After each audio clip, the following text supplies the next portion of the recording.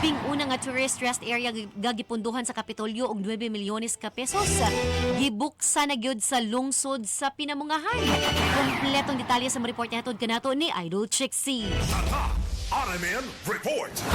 Formal na nga gibuksan ang pinakauna nga tourist rest area ang lipunduhan sa Kapitolyo nga gitawag og hapitan sa Subo. Nahimutang kini sa barangay Pandakan, lungsod sa Pinamungahan. Nasayran nga ang maong tourist rest area nagkantidad og 9 milyones ka pesos. Ang maong istruktura nakapattern sa tourist rest area nga gipabuhat usab sa Department of Tourism. Subay sa formal nga pagbukas niini, nagpinirmahay og memorandum of agreement si Governor Gwen Garcia ug Mayor Ana Jessica Baricuatro alang usab sa pag-operate sa kagamhanan sa lungsod sa Pinamungahan sa maong tourist rest area. Laki usab sa maong kasabutan ang pag-relocate sa bus terminal sa Pinamungahan gikan sa munisipyo sa maong lungsod nga ibalhin na ngadto sa barangay Pandakan duol mismo sa hapitan sa Subo.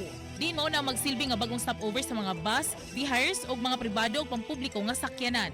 Samtang ang maong pasilidad adunay air condition nga lounge areas, charging station, tourism information center, mini food court, coffee shop, souvenir shop ug moderno nga shower rooms. Nasayran usab nga gipadagan kini gamit ang solar energy. Alang sa IFM, balita sa buntag kini si Idol Chixie. Di kapungan sa paghatod sa nagunaw, labas nga balita. Tatak RMN, tatak IFM, balita.